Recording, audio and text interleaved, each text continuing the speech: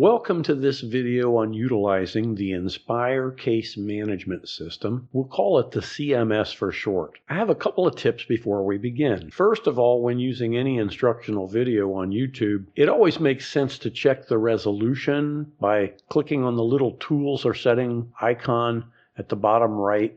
Select the highest resolution rather than using auto, unless your internet connection is really slow and can't handle high resolution video. Next, feel free to adjust the speed. In case you were unaware, you can adjust the playback speed to make it faster or slower as you like. And of course, feel free to pause and rewind the video at any time to revisit an idea or a graphic if we move too fast or if you need to repeat something. That said, you will need a user ID and password in order to log into the case management system. You might learn a lot from this video without logging into the system yourself, but if you can log in and try each tip I give you, it will benefit you greatly. So if you don't have a user ID and password for the case management system yet, you'll have to contact REACT's TAC or Technical Assistance Center to do that. So anyway, let's log into the system. Browser choice may be important. I found that some features are a little sketchy when using Firefox. Chrome, on the other hand, seems to be working perfectly for me. I haven't tried Edge or any other browsers yet, so I mainly use Chrome for this. Direct your web browser to this address, https://hud.my.site.com/NSPIRE, that's NSPIRE/s/.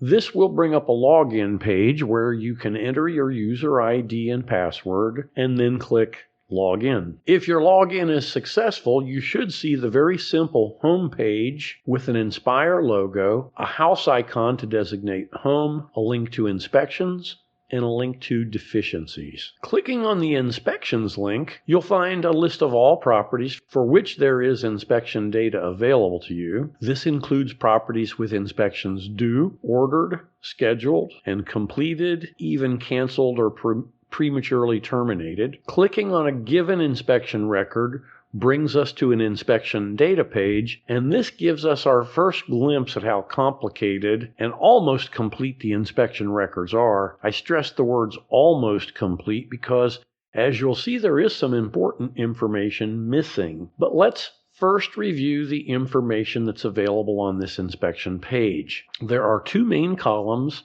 and some dialog boxes in a third column. Let's first focus on the two columns. The first block of information gives us a unique inspection ID number, an inspection date, property ID number as found in the PIH or REMS system, property name, inspection status, and information about HUD review. The next block gives us some preliminary scoring data, and preliminary means pre-appeal. You'll see that there's a final scoring block just below this, and final means post-appeal. So the score is not final until you've had an appeal. Either the appeal deadline has passed or your appeal has been processed. Within each box, the first thing is a calculated score. This will be the actual score unless the units lose more than 30 points. When units lose more than 30 points, the score cannot exceed 59.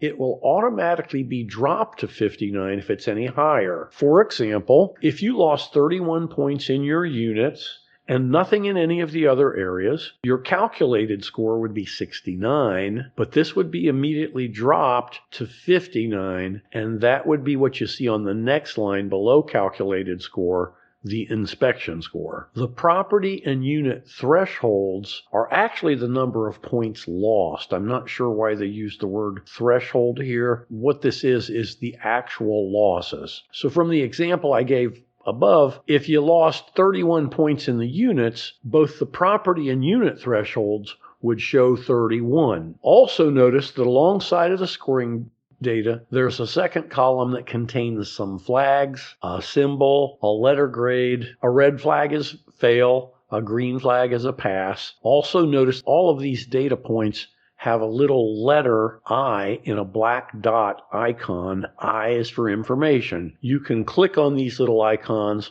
for further explanation of each individual line. So to understand projected scores, you must first understand that there are a few items that will not be scored in the first year of NSPIRE-based inspections. For example, the unprotected outlet deficiency is cited when there's a normal electrical outlet where there should be a GFCI outlet. This is completely new to NSPIRE. Over the last 25 years, REACT never really required GFCIs. Your inspector tested the ones that were there and ignored the outlets that were not GFIs. This and a few other new defects are not being scored in the first year in order to allow property owners some time to become aware of these changes to the standards and to bring those items into compliance. The projected scores represent what the score would have been if those items had been scored. In other words, it's like REACT is saying, this is what your score would have been if we didn't give you a break the first year. That's a whole separate subject, but this amnesty, if you will, probably ends in October or November of 2024. REACT has published a tentative date, but I've personally adopted a policy of never believing anything HUD says about future dates until the date arrives.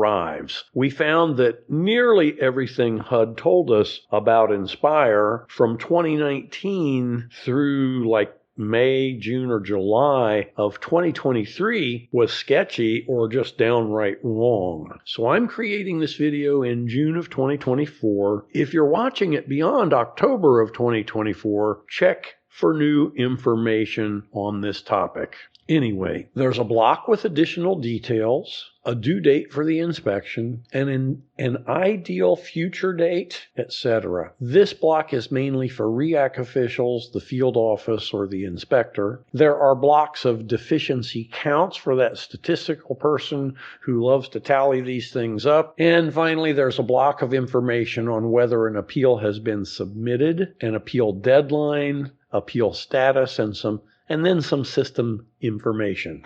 If we go back to the top of the page, there's a link to create a printable report in HTML format. I recommend very strongly that you go right ahead from the get-go, do this right from the start. You're going to need this report. It's the only report that provides proper building and unit identification to help you write work orders for necessary repairs. This is one of the first problems you're going to encounter with this system. When you go to upload your evidence of repairs, what we call evidence of mitigation, you'll find this system is badly broken. It doesn't have any dependable way to quickly identify which deficiency occurred in which unit. Anyway, when you click this, the system creates the report and downloads it to you. Depending on your browser, you may need to click an additional link to find it and to open it. In Chrome, the file opens like this. I think it's a really good idea to save a copy of this report and even to convert it into an easily printed PDF file. To do so in Chrome, you actually right-click and select Print from the dialog box that appears. The Chrome Print dialog box that appears next will offer multiple printer destinations, one of which is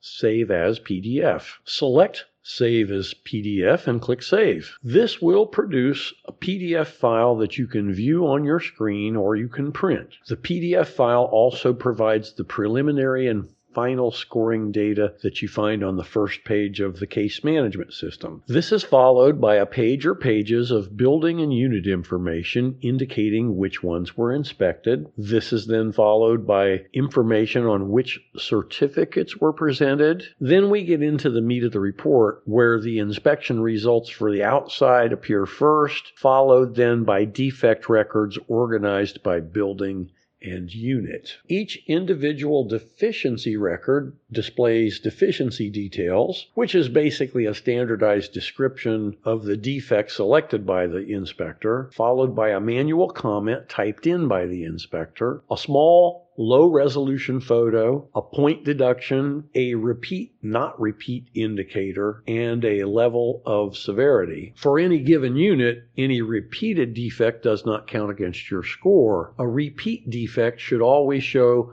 a deduction of 0. Defects with a severity of life-threatening or severe are subject to a 24-hour repair deadline or corrective time frame. Moderate defects are subject to a 30-day repair deadline or corrective time frame. And low-severity defects are subject to a 60-day corrective time frame. When they developed NSPIRE, HUD made some questionable choices, in my opinion. Many of the so-called 24-hour repair items are simply impossible to repair in 24 hours. Nobody is going to be able to comply 100%. Anybody with any sense at all realizes this, and we simply advise you to do your best and to report your progress through this system as soon as you can. HUD really cannot enforce this until they fix some serious problems in this system, and I seriously doubt if HUD even has the practical capability to review all of the mitigation data that's going to be uploaded into this system. However, one day, 2 or 3 years from now, maybe more, perhaps there's an MOR, a management occupancy review, being conducted at some poor property that's already run seriously afoul of HUD, and that MR will turn up the fact that mitigation data has never been provided. Don't be that property. Don't be that owner. My advice is to make a good faith effort and continue to track developments on this front. Check to see if they've made improvements to this system. But let's go back to the inspection data page on the CMS. Just to the left of the Generate Report button, you'll find the Submit Appeal button. Do not click this until you have uploaded appeal data for each individual defect. You'll find that once you've submitted the appeal, you cannot reopen it to make changes. Below the Generate Report button is the Generate Health and Safety Report button. It works just like the Generate Report button. The Health and Safety Report provides information on just the severe and life-threatening defects, in other words, the 24-hour correction time frames, along with the correction time frames and unit numbers. This will be useful for preparing work orders on the most immediate issues after an inspection. I'll be showing you a much better way of downloading all this information and keeping it organized, except for the photos. You'll need these PDF reports for that. Below the report generation buttons, you'll find the exam deficiency box. Personally, I don't understand this box at all, why it shows 6 defects out of all defects that are possible. It just seems kind of like a useless box to me, except for the link at the bottom that says View All. If you click View All, it takes you to a complete list of all deficiencies for this inspection. The huge problem, the elephant in the room here, is that this list is also nearly useless, except for presenting the QR codes or the numbers that link us to individual deficiency records. This is really a sort of ludicrous, laughable feature. This list gives us information on the repair time frame, but it doesn't even tell you what the defect was, what was wrong, where it occurred. It doesn't give you a proper unit number or building address, other than a vaguely useless reference to bedroom, bathroom, hallway, or other location. But don't throw your hands up in disgust yet. I'm going to show you how to take charge of this system and make it work a little bit better, at least for your purposes. Go back to the home page, click Deficiencies. This takes us to a table that displays all deficiencies for all inspections that are in the inspection list. This is eventually going to become a huge, unruly, practically unusable list if you simply view it this way. The thing to do is to create your own custom view. So click on the little gear icon and select Clone. This is going to make a copy of the initial list, but then we're going to radically alter it. Rename your new view, maybe use something unique to you. If others have access to this system, click Save. Now, click on that gear icon again, and you'll see you have more choices now, and the one you want to select now is Select Fields to Display. This is going to allow us to customize all of the columns in this display. We're going to remove some of the redundant or useless fields or columns. For example, I like to keep property name, But I get rid of the property ID. I get rid of the inspection ID number.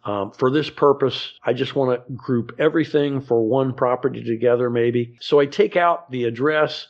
I take out several other fields. Then we add some new fields and arrange them to our liking. NSPIRE standards, for example, is similar to what we used to call the inspectable item. It categorizes each defect record by a real basic term like door, window, bathroom, kitchen, electrical, HVAC.